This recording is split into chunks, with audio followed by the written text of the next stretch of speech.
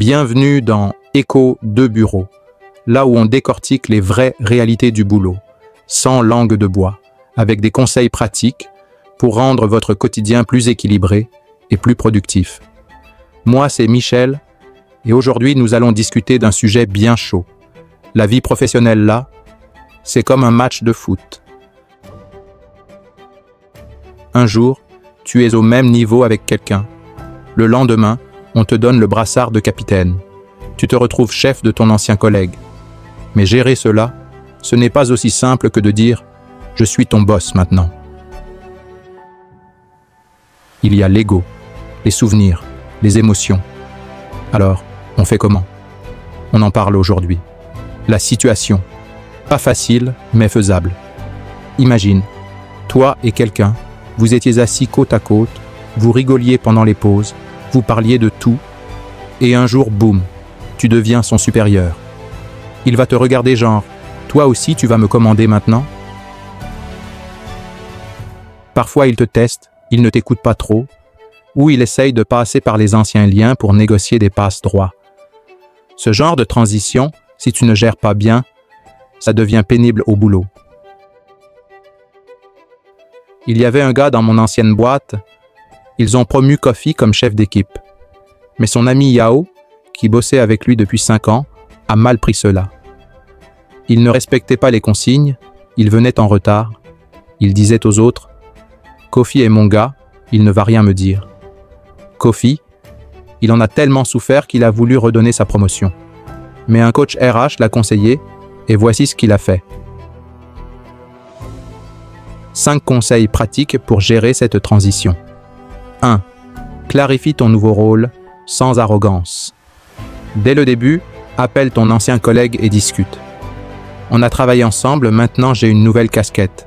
Je veux qu'on collabore dans le respect mutuel. Cela pose le cadre sans blesser. 2.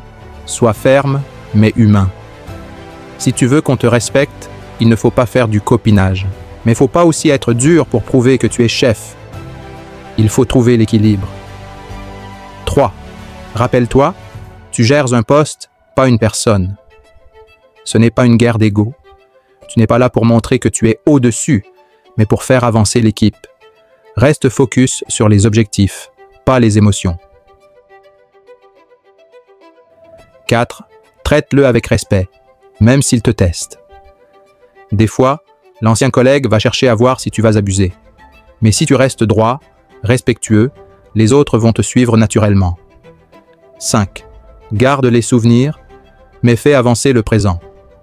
Oui, vous étiez potes avant. Mais aujourd'hui, il y a des résultats à livrer. Trouve une nouvelle manière de collaborer, professionnelle et claire. Mon frère, ma sœur, gérer un ancien collègue devenu subordonné, c'est comme marcher sur une corde raide. Mais si tu poses bien les bases, tu gagnes le respect et la performance. Sois humble, mais sois clair. Sois ferme, mais sois juste. Ne cherche pas à imposer, cherche à inspirer. Et surtout, garde ton calme. Parce que ce qui va parler à la fin, ce sont les résultats. Tu as déjà vécu cela? Tu as été promu et ton ancien collègue, tu as donné du fil à retordre? Partage ton expérience en commentaire.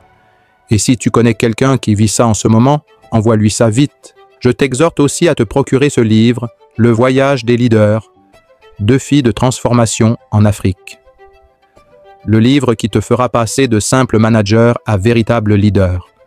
En le lisant, tu vas éviter de mettre ton entreprise dans des difficultés pouvant être évitées, mettre en danger ton poste de manager et surtout éviter le départ des talents et des meilleurs collaborateurs. Ce livre s'adresse aux dirigeants, chefs d'entreprise, directeurs, chefs de département et services de n'importe quel secteur d'activité que vous soyez dans une petite ou une grande entreprise. Tu peux l'acquérir en passant ta commande via le lien que nous mettons en commentaire.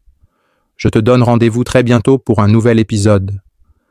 En attendant, abonne-toi à notre chaîne et page, prends soin de toi et ne laisse personne éteindre ta lumière.